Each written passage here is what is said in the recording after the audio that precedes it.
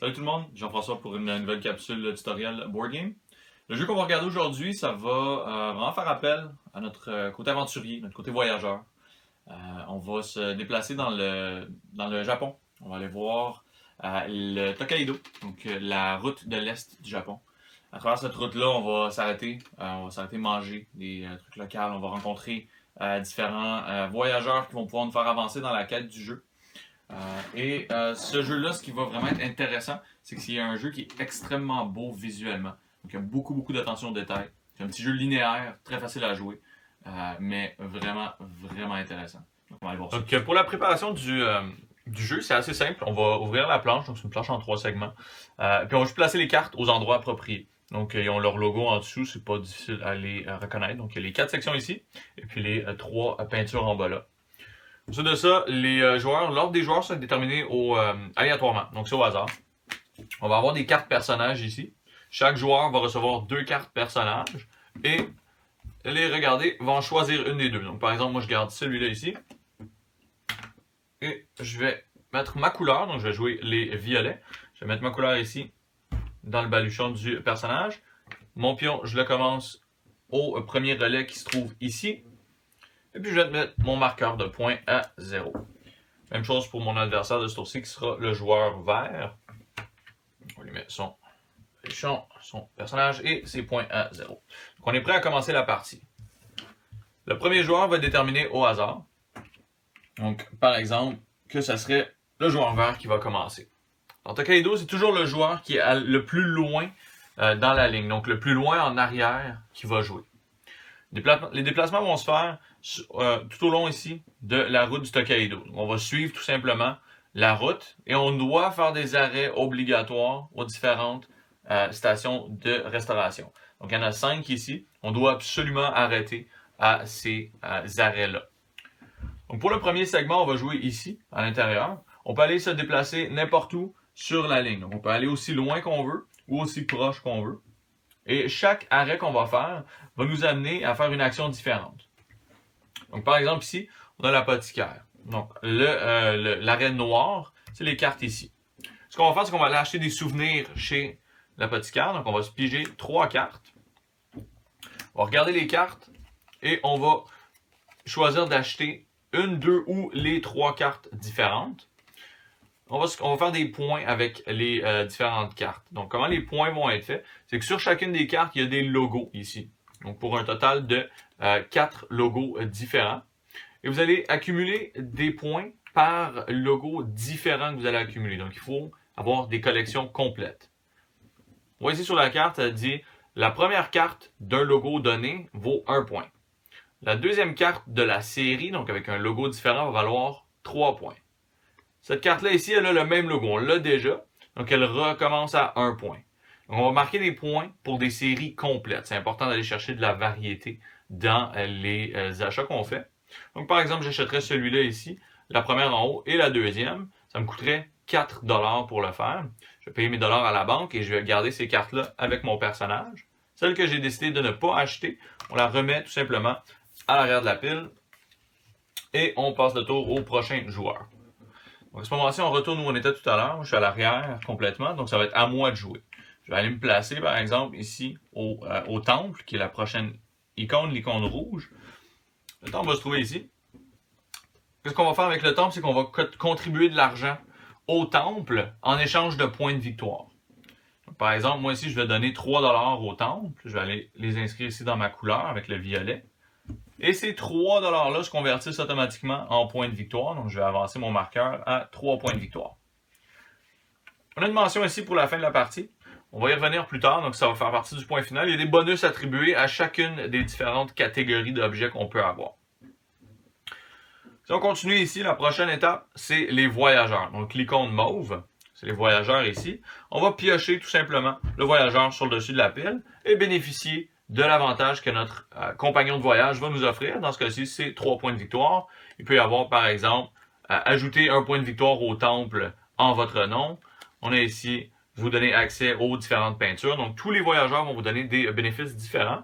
Encore une fois, si j'ai pigé celui-là, je le garde avec moi ici.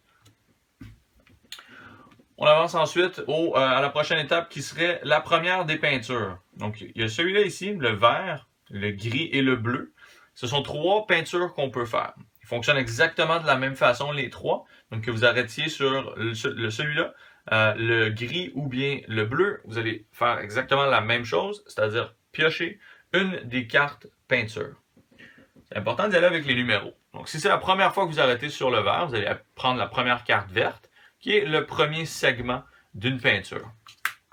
La deuxième fois que vous allez vous arrêter, vous allez prendre la deuxième et la troisième fois, la troisième. Donc, dans le cas du vert ici, qui est la plus petite des 3, il y a 3 segments seulement. Donc, une fois que vous avez les 3, vous allez compléter la peinture. Ça ne sert à rien de vous arrêter à nouveau sur cette carte-là. Il n'y a plus de points disponibles pour vous dans cette carte-là. La grise a 4 segments et la bleue en a 5. Donc, les différentes peintures vont valoir un différent nombre de points. Comme vous voyez, c'est inscrit dessus ici. Le premier segment vaut 1 point, le deuxième 2 points, le troisième 3 points. Dans le cas des deux autres peintures, c'est 4 et 5 points respectivement. Et le premier joueur à finir chacune des peintures va se mériter 3 points de bonus additionnel. Donc, si vous êtes dans la course aux peintures avec d'autres joueurs, c'est important de compléter vos peintures le plus rapidement possible. Donc, ça, c'est pour le logo de la peinture ici.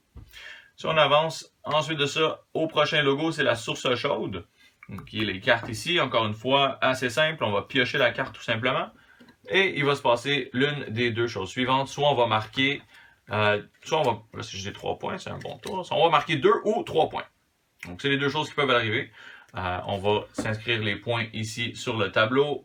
On remet les cartes au bas de la pile. On garde la carte qu'on a pigée avec nous. Donc, toutes les cartes qu'on pige à travers notre voyage, on va les garder avec nous parce qu'en bout de partie, encore une fois, il y a des points bonus qui vont être décernés pour les différentes accumulations de cartes. La peinture grise, on l'a expliqué tout à l'heure. Ensuite de ça, ici, au niveau de la ferme. La ferme va nous permettre d'aller récolter de l'argent. C'est toujours 3 pièces d'or. Donc, quand on arrête sur la ferme, on ramasse les 3 $, on les garde avec notre personnage, notre tour est terminé. Et puis ensuite de ça, les autres se répètent ici.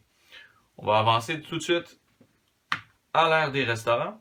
Donc, le premier joueur arrivé dans l'ère des restaurants va se piocher le nombre de cartes associées au nombre de joueurs, plus une carte. Ce moment-ci, on joue à 2, on va se piocher 3 cartes. La restauration. Donc, ce qui va arriver, c'est qu'on va devoir se prendre un repas. C'est très important les repas parce qu'ils valent 6 points chacun. Donc, c'est beaucoup de points en fin de partie. Il y a 2 règlements à respecter pour les repas. Première des choses, il faut avoir l'argent nécessaire pour payer ces repas. La deuxième des choses, c'est qu'on n'a pas le droit de manger 2 fois la même chose. Donc, par exemple, que dans la pioche que j'ai ces 3-là, et les 3, je les ai déjà achetés. À ce moment-là, il n'y a aucun repas disponible pour moi. Je perds la possibilité de faire cette action-là et je perds les 6 points qui vont avec. Donc, c'est important de bien gérer vos achats de repas, d'essayer d'arriver assez rapidement dans l'heure de restauration, puisque plus ça avance, plus les cartes diminuent et ça laisse un choix, une sélection moins grande pour vous. Donc, si vous arrivez le dernier, il va vous rester 2 cartes seulement. Si vous avez déjà acheté les 2, vous êtes pris et vous ne pouvez pas acheter de repas, donc pas faire de points à ce tour-ci. Les cartes utilisées vont être dans la défausse ici par la suite. Les joueurs gardent les repas qu'ils ont achetés avec eux. Une fois que tous les joueurs vont être entrés dans l'heure de restauration, on va commencer le deuxième segment. C'est les mêmes icônes qui se répètent dans les 4 différents segments. Il n'y a pas de variation à ce niveau-là. Le dernier joueur arrivé est le premier à repartir, comme c'est le cas tout au long de la partie. Et dans l'éventualité, par exemple, où j'ai absolument besoin d'une peinture, je vais m'avancer et laisser derrière moi plusieurs espaces. Le joueur qui me suit peut aller ici à la case bleue, ramasser une peinture. Tandis qu'il est le plus loin sur la route, c'est à lui de rejouer. S'il décide d'avancer d'une seule case, aller au temple, c'est encore lui qui est derrière, donc il va continuer de s'avancer jusqu'à ce qu'il passe devant mon joueur. À ce moment-là seulement, ça va être à mon tour. Donc, faire attention dans les déplacements où on s'avance beaucoup, parce qu'on peut donner beaucoup de tours de suite et beaucoup d'avantages aux adversaires. Des fois, c'est nécessaire, d'autres fois, c'est à éviter. Donc, ça va dépendre d'une partie à l'autre. Quand on arrive vers la fin de la partie et que les joueurs sont arrivés au dernier arrêt, on va calculer le total des points. Donc, par exemple, que nos points, on serait rendus ici. Il va y avoir des bonus qui vont être décernés à chacun des joueurs. Les bonus vont être indiqués par ces cartes-là ici, donc les cartes bleues et les cartes jaunes. Il va y avoir un bonus qui va être décerné à la personne qui a dépensé le plus en nourriture. Donc sur les cartes orangées ici, la personne qui aura accumulé les cartes avec la plus haute valeur combinée en dollars va se mériter 3 points bonus. Ensuite de ça, la personne qui aura rencontré le plus d'amis au cours de sa route, qui aura donc le plus de cartes mauves en main, va se mériter 3 points. La personne qui sera arrêtée dans le plus de sources chaudes, le plus de cartes bleues, aura 3 points lui aussi. Et en terminant, celui qui aura acheté le plus d'objets, qui aura le plus de cartes noires, se méritera 3 points lui aussi. Et comme mentionné un petit peu plus tôt, le premier qui finira les 3 premières peintures, donc le premier à terminer la peinture verte, la grise et la bleue, se mériteront chacun 3 points additionnels. Donc on va accumuler ces différentes bonus-là pour nous faire avancer. Et celui qui a le plus de points en fin de partie aura tout simplement gagné cette partie. Donc il n'y a pas rien d'autre qui se rajoute à la suite de ça. Une petite mention aussi au niveau des alliés, ou bien au niveau des personnages qu'on va choisir. Chaque personnage a une faculté particulière. Donc ils ont tous une aptitude qui vont permettre de modifier la partie. Il y a 10 cartes personnages dans le jeu de base. Vous allez en choisir chacun un. Donc ça va vous permettre quand même une bonne jouabilité. Vous allez pouvoir rejouer sans avoir les mêmes personnages. Il y en a qui vont être très forts au niveau des cartes ici. Il y en a qui vont vous permettre de modifier au niveau de l'argent. Donc tous les personnages ont chacun leur propre faculté. Ça rend le jeu très intéressant.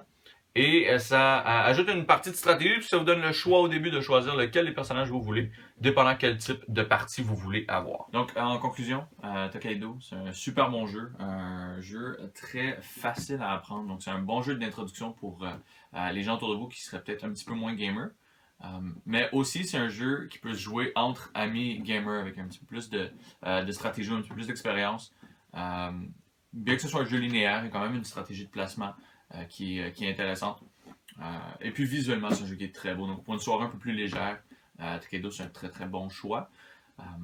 Il y a 2 expansions aussi qui sont sorties dans les dernières années qui vont aller ajouter un petit peu de complexité, qui vont aller chercher vraiment beaucoup au niveau de la stratégie. Donc qui vont vous donner plus d'options au niveau de vos arrêts, qui vont vous permettre d'aller faire un petit peu plus de choix, de planifier un petit peu plus à l'avance et qui vont vous permettre de garder des objets avec vous. Donc dans des vidéos futures, on décrira ces expansions-là. Mais pour l'instant, Tokaido, jeu de base, excellent choix. Donc c'est recommandé à tous les types de joueurs, autant les joueurs d'introduction que les joueurs plus expérimentés.